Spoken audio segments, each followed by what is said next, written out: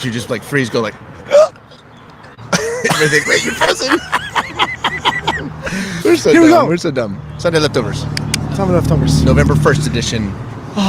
Right? The day after Halloween. No. The real Halloween event starts now. It's called Dia de los Muertos. Dia de los Muertos. Yeah. That's and right. We even did a movie on Disney to help Americans understand what it's all about. What's it called? Coco. That's a nice Literally movie. shot in my home region of Mexico. Anyway, Coco. So nice. November 1st, here we are. The question is, what's left after Sunday? Right. So you were sitting in the back of, so y'all can't see this from where the camera feed is if you're watching live stream, but if you look straight from where I sit, straight down that 80-foot aisle, there's Caesar in this massive lumberjack pumpkin shirt. Yeah, right. I was dressed as a real pumpkin. You were dressed as a real pumpkin spice man. Anyway, Yeah. I was halfway through the sermon when I realized I just basically quoted you all morning. Like you wrote the sermon, so Yeah, I don't know if that was on my your like for purpose. Yeah. No, like something good or bad. I didn't know. Right. I guess what it allows me to do is if somebody says, "Dude, you're totally off your rocker," I'm just like, "Well, that's Caesar." So Yeah, that's whatever. his. Yeah. No, but it was a fun. I had so much fun. It's I good to enjoyed it. have the scapegoat. Yeah, always It's good to quote have. somebody. That way, it's like hiring somebody. It's like hiring a malpractice insurance company. If you make a mistake, they'll pay. Yeah. But it was good. It was really fun. It's a story that I'd grown up hearing my whole life, but I didn't see things in it. It's a classic Until- from Sunday school. Yes, it is. It's a It is. classic. Everybody knows about the wee little man, and there was, of course, in English there was a song. Did you have it in Spanish? Zaccheaus was a wee little man, and a wee little man was he. You remember that? Un hombre chiquito era Zaccheo. Un hombre chiquito así. Ay, Dios mío. Anyway, you'll have to forgive us for all of our. We've been in the church too long. Yeah. Too much. There's no way this is helpful at this point. But so here's what I was thinking of this morning. There's a way that it reads in English. Now, of course, by the time it comes to us in English through many translations, may or may not have been the point of the story. But one of the ways it's worded in English in the passage in Luke 19 is it says he could not see Jesus for the crowd. So because of the crowd, he could not see Jesus. And I just was thinking this morning about the small people that we think need to be excluded, should not be figured in. What would it have been like if that crowd, so I'm just imagining myself in that crowd, what would it have been like if the crowd comes around the corner and sees Zacchaeus up in a tree, and instead of jeering and pointing and accusing or whatever it is that they were doing, what if somebody in the crowd would have said, "Hey, come down, hop down here, we'll put you right up front where you can see it"? What would it be like to be the kind of crowd that people could look at and see Jesus? That they wouldn't have to climb above us or around us or find a different perspective where we didn't obstruct the view. What if we didn't obstruct the view when people were trying to see God? Yeah. Like, what if we were the community where people could look at us and say, "Oh, that's love. That's what love looks like. That's what God looks like." You know, I mean, will we ever be all the way there? I don't know, but it's an interesting question. I love that idea. Yeah. What if we didn't need sycamore trees for people to see God? Or let me fill in the gaps. What if we didn't need near-death experiences? What if we didn't need these things that sort of stop us in our tracks? What if people could be our neighbors and be like, "Oh, that's what God looks like"? What would that look like? So what would have to be true about us? Well, I think we'd have to be the sort of people who are willing to look at any person's suffering or isolation as intolerable. No one's outside this circle. Right. So if you're outside, first stop the parade, get back inside the circle. I think it would But look you know, like that. the natural tendency for us is we gather with the people that we are most alike. Yeah. We reinforce our ideas, and we reject the rest, and we create this kind of echo chamber. Yes. When Right. you hear your in the voice of others. That's right. Same. It's like, and when something needs to change in order to bring that kingdom of heaven, that shalom, Right. to existence. Right. And for me, that is through the community.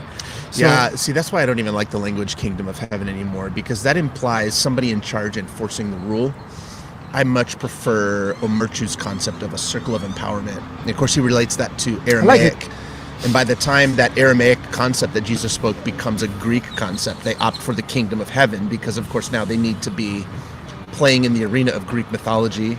And so there would need to be something way more powerful than a circle of empowerment. It would need to be this sometimes kingly we thing. forget that all these images in the text are metaphors. They're metaphors, and we they're need brought in to make a point. We, Yeah. we need to rethink the metaphor in order to don't embrace the metaphor as a actual reality. Right. It's just pointing to something. That's right. But, That's but right. we don't take the time to We don't take time rethink to do that. No one dissects those words quite that way. Yeah. But so to your point of the kingdom of heaven, right, where there simply is no circle that leaves anyone out anymore. But what does that look like for us? Because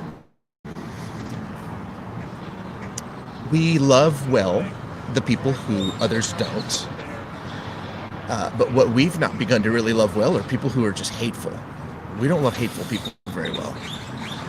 So I don't know. Samantha was sitting on the front row. She's a new person to ANC on Sunday, and when we opened the mic, she pointed out that he was Zaccheaus. I can't even say it in English anymore. Zaccheaus is what I'm thinking of in Spanish anyway. I'll say it Zaccheaus. Zaccheaus was needing some kind of change. Like she identified that in the story as, and I had picked up on that this week too. Like he went up the tree one person and came down the tree a different person. Yes. Right. A different person came down out of that.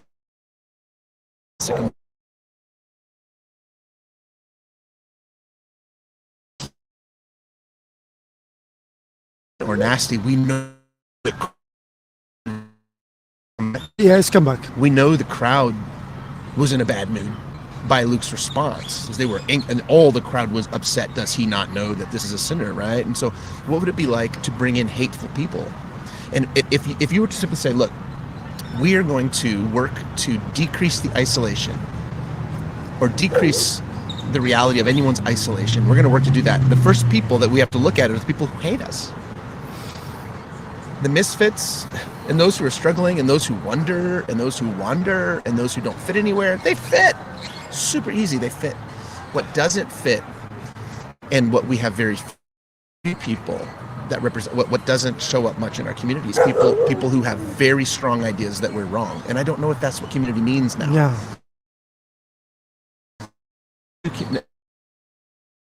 I have no thoughts on this other than a wonder. Or will something always be missing from the bigger picture of shalom if we can't do what we do in the presence of people who are also ideological enemies? I made this point on Sunday that It is hard because it's counterintuitive. it doesn't feel safe. Yeah. There are certain people, let's be honest. How are we doing on time? We're good.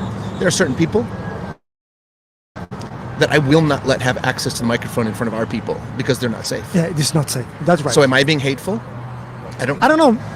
I remember a time when we were doing some kind of advertising for ANC, and you said this is a church for everybody, but at the same time, because it's a church for everybody, it's not a church for everybody.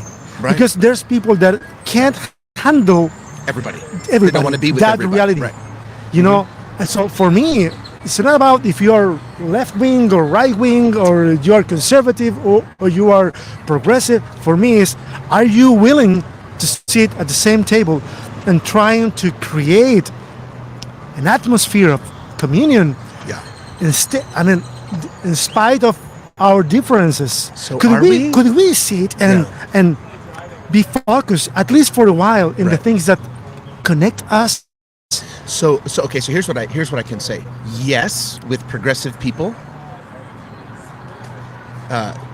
No, with people who are conservationist or want to go back to a former time when things were simpler. So here's the thing that the rabbi has helped me understand. I will sit naturally and talk about the little things that we share in common with progressive Jewish people all day long and feel Right. completely safe. But it doesn't feel safe with fundamentalist evangelicals for me. It doesn't feel safe. And so I feel like the gospel keeps bringing me up to this. It keeps dropping in. Yeah, something happened. Is the network is not super stable, but it's okay. I feel like the gospel keeps taking me up to the question of, am I willing? if it's my enemy in that tree, am I willing to say, hey, dude, come down.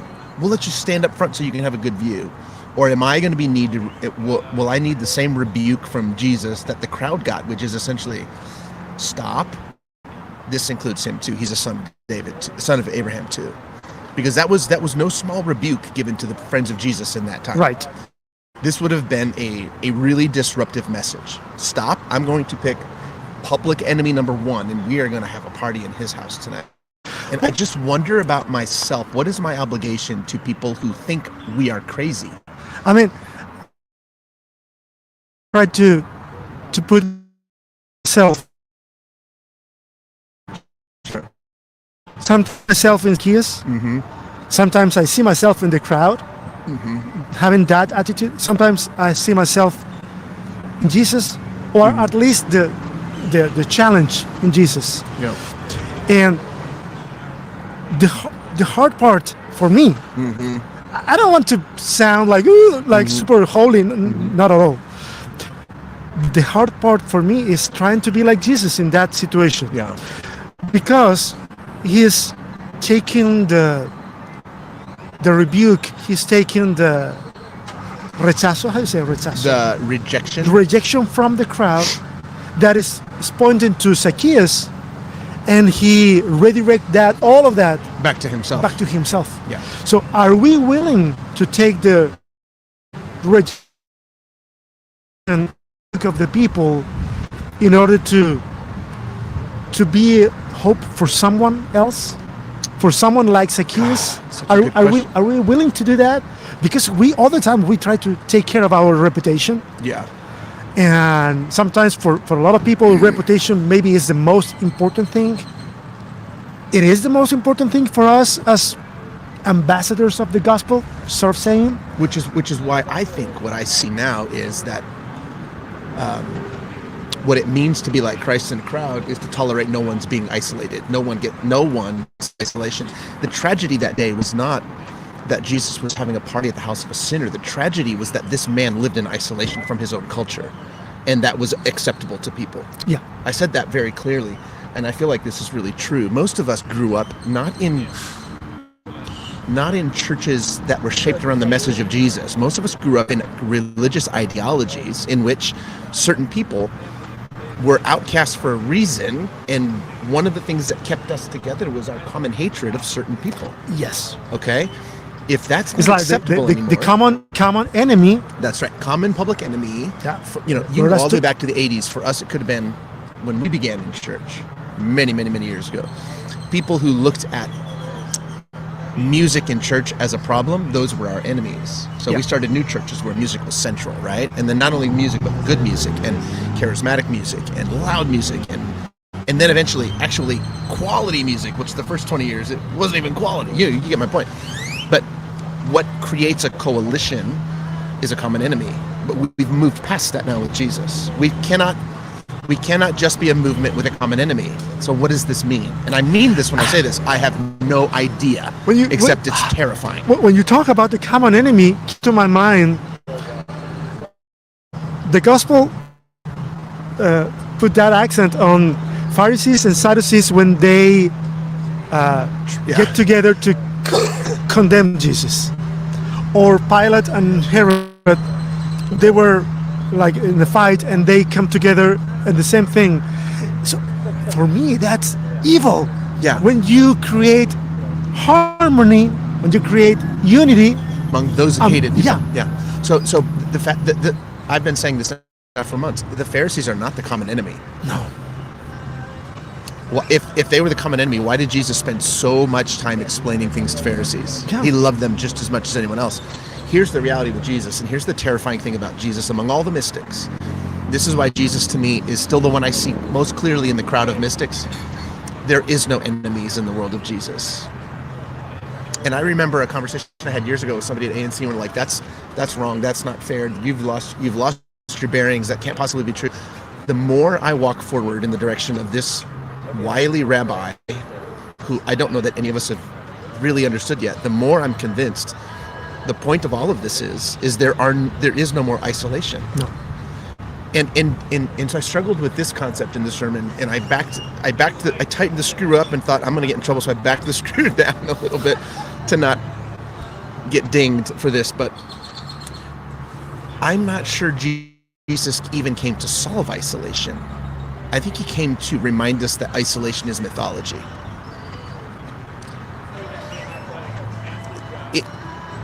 Let me see if I can make this point. It feels dangerous to make it. What do we got? A couple minutes? Yeah, that's okay. Jesus didn't come to fix a gap. Jesus came to remind us that gap was never an obstacle. It was never a problem. It was never any more real than our inability to understand the love of God was. So that's really controversial, okay? So I get it, right? So if everything catches on fire, we'll blame it on you.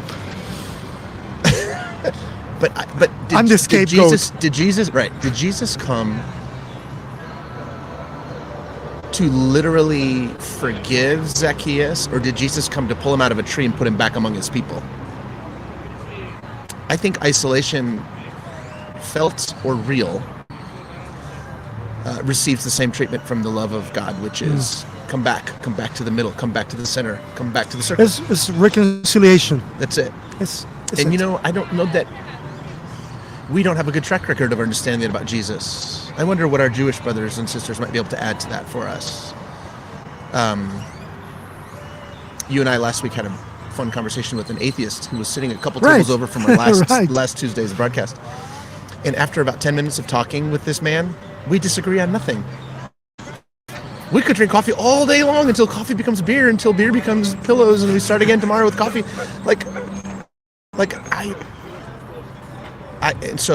So what is the summary of the ministry of Jesus? Everyone's always in the market for a good summary. Did he come to put things back together that were broken? Paul would say that.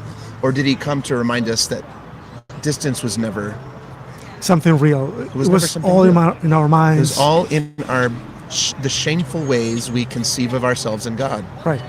I like that. I don't know. It feels liberating to me to roll the clock back to a point where the only real issue is that people are being excluded.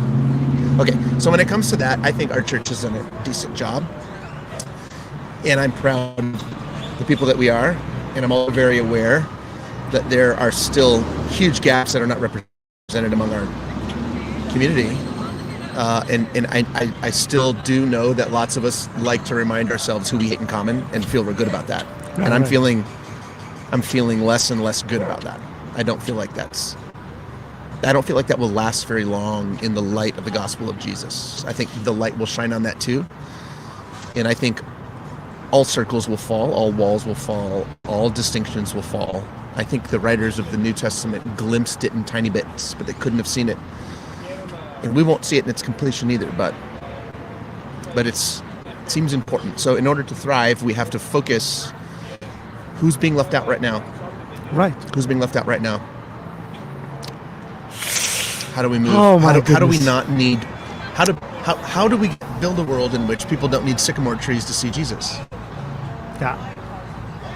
I don't know if the people that is hearing this podcast is understanding everything that this implies. This is an immensely disruptive thing. This is something huge, yeah. and I think eventually we need to talk more about it.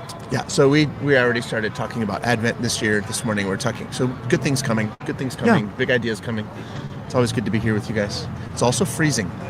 Now it is. I think it's time to salt the roads. It's freezing. Let me just tell you. I'm going to offer you proof. Everybody thinks I whine about the weather. Let me tell you how cold it is. I'm wearing a denim shirt. Yeah, you are. Watch me shake. I'm shaking. Oh my God, it's 67 degrees. We might all die. 67 degrees. We need to salt the roads. Let's go. I thought it was less than that. Feels like it's 40. Yeah, it feels like that. All right. Anyways, it's on the leftovers. See ya.